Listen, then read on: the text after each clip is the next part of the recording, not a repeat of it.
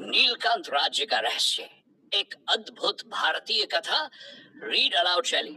अपनी आंखें धीरे से बंद कर लो, अपने शरीर को ढीला छोड़ दो, गहरी सांस लो और अब सुनो एक ऐसी कहानी जो बहुत बहुत पुराने समय की है, जब न आसमान में हवाई जहाज थे, न धरती पर शहरों की भीड़, बस दूर दूर तक फैले जंगल, नदियां और पहाड़ और एक राज्य, नीलकांत। अध्याय 1, रहस्यमय राज्य। नीलकांत राज्य, जहां सूरज की पहली किरणें नीले पहाड़ों को चूमती थी और रात को चांद झील के पानी में उतर जाता था। इस राज्य का राजा था राजा विराज, एक न्यायप्रिय, शांत और दयालु शासक, जिसकी एक ही तमन्ना थी, अपने लोगों को सदा खुश देखना। राजा के पास सब कुछ था, धन, वैभव और प्रजा का प्रेम। फिर भी उसके हृदय में एक अधूरापन था। वो अधूरापन था एक सपने का, जिसमें वह बार बार एक नीले पक्षी को देखता था। वह पक्षी हर बार कुछ कहना चाहता, परंतु उसकी आवाज हवा में खो जाती।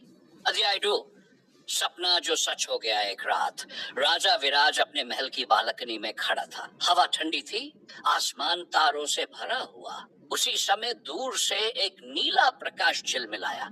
राजा ने देखा वही नीला पक्षी, वही जो उसके सपनों में आता था। राजन, समय आ गया है, तुम्हें वह ढूंढना है जो तुम्हारे राज्य को सदैव सुरक्षित रखेगा।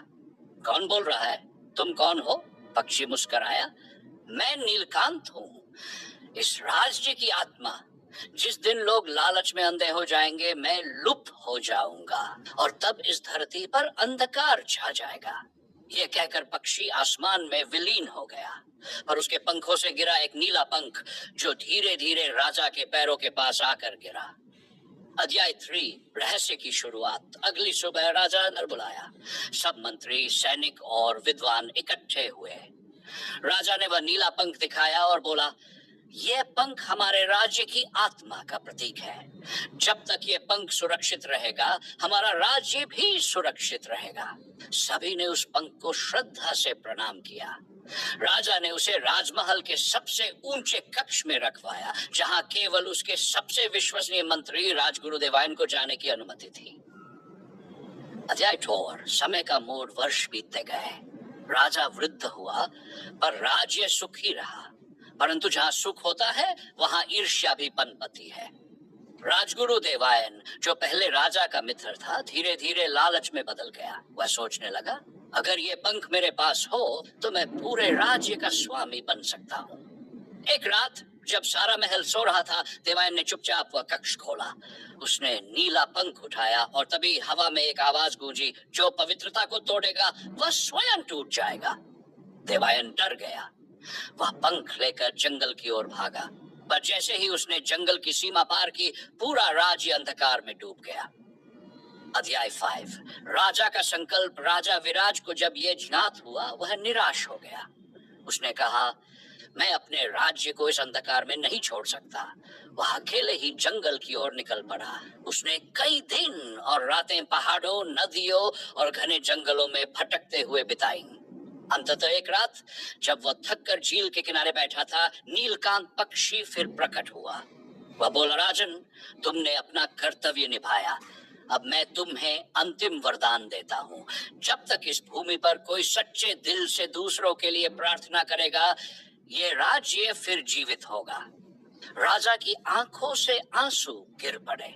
पक्षी ने अपने पंखों से उसे छुआ और राजा धीरे धीरे प्रकाश में विलीन हो गया। अध्याय 6, 100 वर्षों बाद, 100 साल बाद, नीलकांत राज्य की कहानी सिर्फ लोक कथाओं में लोग बची थी। लोग कहते, कहीं न कहीं नीला पक्षी अब भी उड़ता है। पास के गांव में आरव नाम का एक बालक रहता था। वह बहुत दयालु था, जानवरों और पेड़ों से बातें करता था।